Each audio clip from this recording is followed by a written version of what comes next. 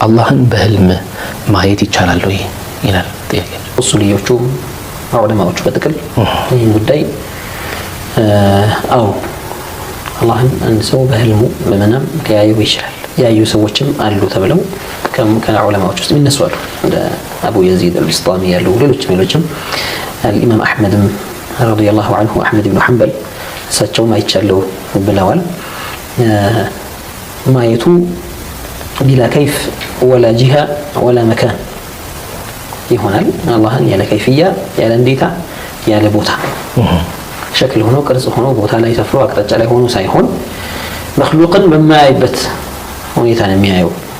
መክሉቅን በማያይበት ሁኔታ አይደለም። አላሁ ተዓላ ለይሰ ቢመክሉቅ ጂስም አይደለም፣ የሚጨበጥ ነገር የሚዳሰስ ነገር ቅርጽ ያለው ነገር አይደለም። አላህ የቅርጾች ሁሉ ፈጣሪ ነው።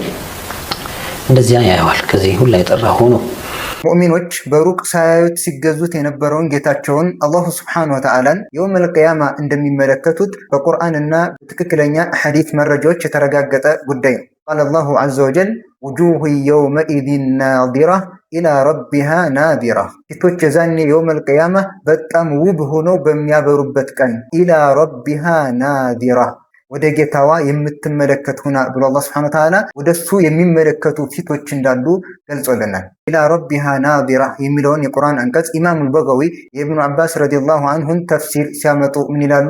ወአክተሩ ናሲ ተንዙሩ ኢላ ረቢሃ ዐያነን ቢላ ሒጃብ፣ አብዛኞቹ ሰዎች ወደ ጌታቸው ያለምንም ጉርዶሽ ይመለከታሉ ብለው እንደፈሰሩት ይናገራሉ። ከዚህም በተጨማሪ በሐዲትም የውመል ቂያማ አላህ እንደሚታይ የተረጋገጠ ጉዳይ ነው። ነቢዩ ሰለላሁ ዐለይሂ ወሰለም ቡኻሪና ሌሎችም በዘገቡት ዘገባ ላይ ምን ይላሉ?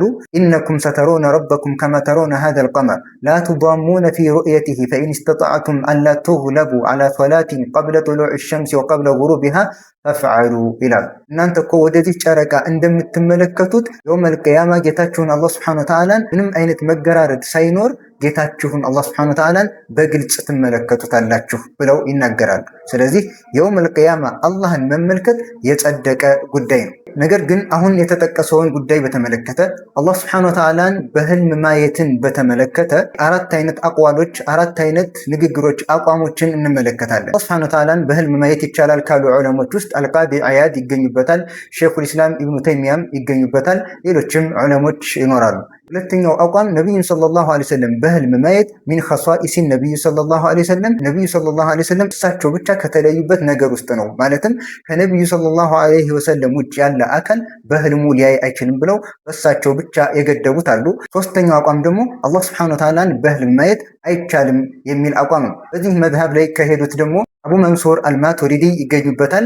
በዚህ በኩል አራተኛውና የመጨረሻው አቋም ተወቁፍን የመረጡ ዑለሞች ናቸው። አላህን በህልም ማየት ይቻላል አንልም አይቻልምም አንልም ብለው ተወቁፍን የመረጡ ዑለሞች አሉ። ከነሱም ውስጥ በዘመናችን ሼኹል አልባኒ ሲልሲለቱል ሁዳ ወኑር በተባለ ኪታባቸው ላይ አላህን በህልም ማየት ይቻላል ወይ ብለው ተጠይቀው ዩቃሉ ሃዛ ወላሁ አዕለም ብለው እንደዚህ አይነቱ ጥያቄ አላህ ያውቃል በሚል ነው መልስ ምንሰጠው ብለው ተናግረዋል። ልክ እንደዚሁ አልዓላመቱ ብኑ ዑሰይሚን ረሒመሁላህ ሊቃኡ ባቢል መፍቱሕ በተባለ የፈትዋ ኪታባቸው ሩእየቱላሂ ሊገይሪ ነቢይ ላ አዕለሙ አነሃ ሳቢታ ወላ አድሪ ተቀዑ አምላ ብለው ተናግረዋል። ከነቢዩ ሰለላሁ ዐለይሂ ወሰለም ውጭ ላለ አካል አላህን በህልም ማየት የሚባለው ነገር ሳቢት መሆኑን የጸደቀ መሆኑንና በእውነትም መከሰቱን ይህንን ነገር አላውቅም ብለው ተናግረዋል። ነገር ግን ኢማሙ አሕመድ አላህ ሱብሓነሁ ወተዓላ በህልማቸው አይተዋል የሚባል ነገር እንደሚጠቀስ ተናግረዋል። ይህ የሼኽ ኢብኑ ዑሰይሚን ረሒመሁላህ ንግግር ኢማሙ አሕመድ አላህን አይተዋል የሚባለው አተር ላይ ትንሽ ጥርጣሬ እንዳላቸው ያሳያል። ማንኛውም በዚህ መስአላ ላይ ተወቁፍን ከመረጡ ዑለሞች መካከል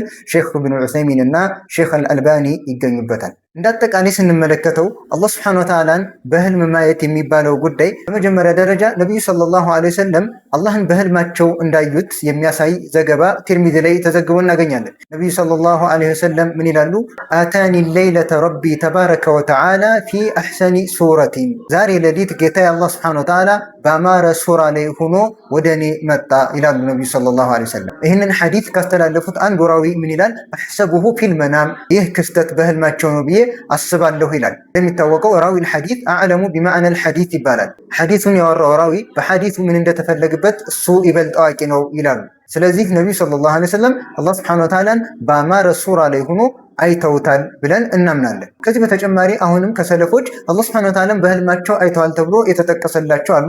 ለምሳሌ ኢማሙ አሕመድ ብን ሐንበል አላህ ሱብሓነሁ ወተዓላን እንዳዩ ገልጸዋል ይባላል። ሌሎችም ደግሞ አላህን በትክክል እንዳዩት የተናገሩበት ሁኔታ አለ። አልዓላመቱል አሉሲ ሩሑል መዓኒ በተባለ የተፍሲር ኪታባቸው ላይ ምን ይላሉ? ፈአነ ወሊላሂ ተዓላ አልሐምድ ቀድ ረአይቱ ረቢ መናመን ሰላሰ መራት፣ እኔ ለአላህ ምስጋና ይገባውና ጌታዬን 3 ጊዜ አይቼዋለሁ ይላሉ። ያውም ደግሞ ለሶስተኛ ጊዜ አላህን ያዩበት በ1246ኛ ዓመተ ሂጅራ ላይ እንደሆነ ግልጽ አድርገው ይናገራሉ። ለማንኛውም ልክ እንደዚህ አይነት ዑለሞች አላህን እንዳዩ የሚጠቅሱበትና ከሰለፎች አላህን ያዩ እንዳሉ ይጠቀሳል። ስለዚህ በዚህ ጉዳይ ላይ ነቢዩ ሰለላሁ ዐለይሂ ወሰለም በህልማቸው ማየታቸው በግልጽ እስከመጣ ድረስ ከሰለፎችም ይሄ ነገር እስከተገኘ ድረስ አላህ ሱብሓነሁ ወተዓላን በህልም ማየት አይቻልም ብለን ልንዘጋው አንችልም።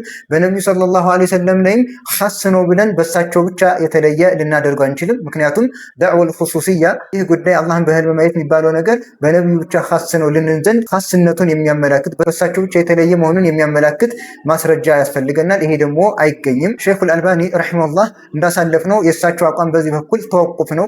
አላህን በህልም ይታያልም አልልም አይታይምም አልልም በሚል ተወቁፍ መስአላን ከመረጡ ዑለሞች መካከል ናቸው።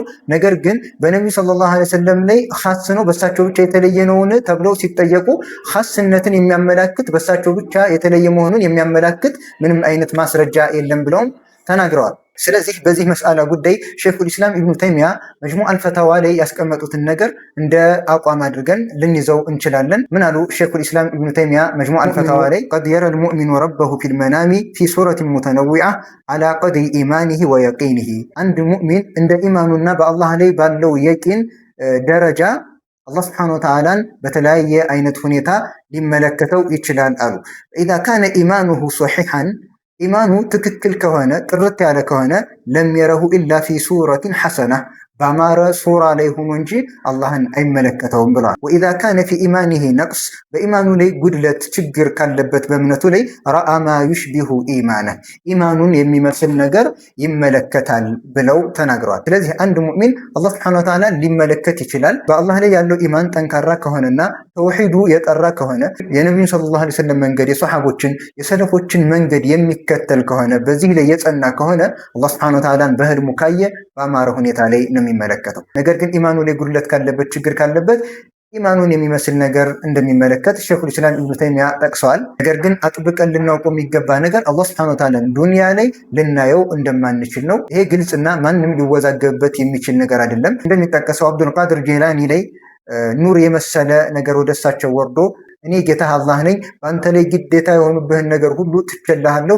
የፈለግከውን ነገር መስራት ትችላለህ ብሏቸው አብዱል ቃድር ጄላኒ ረሂመሁላህ አታላይነቱን አውቀው አስመሳይነትን አውቀው ዞር በልልኝ ከፊቴ አንተ ጌታዬ አይደለህም፣ የጌታዬ ድንጋጌዎች ሊቀየሩ አይችልም ብለው እንደመለሱት ይጠቀሳል። ዛሬ ላይ እንደዚህ አይነት ነገሮች በአንዳንድ ሰዎች ላይ ቢከሰት ምን ብለው ወደ ሰዎች እንደሚመጡ የሚታወቅ የሆነ ነገር ነው። ለማንኛውም በዚህ ጉዳይ ላይ ተገቢውን ጥንቃቄ ልናደርግ ይገባል። ይህ ገይብ የሆነ ጉዳይ ስለሆነ ማስረጃና ማስረጃ ላይ ብቻ ትኩረት አድርገን ነው ልንናገር የምንችለው። ከዛ ውጭ ይህ ግለሰብ እንደጠቀሰው አላህን በህልም ማየት ጉዳይ ላይ ከነቢዩ ሰለላሁ ዐለይሂ ወሰለም ያልመጣ ከሰሐቦች ከሰለፎች አጠቃላይ ያልመጣን ነገር ሲጨማምርበት ሰምተናል። በዚህ ጉዳይ ላይ ትክክለኛ ማስረጃዎችን ብቻ ተመርኩዘን ነው ልናወራ የሚገባው።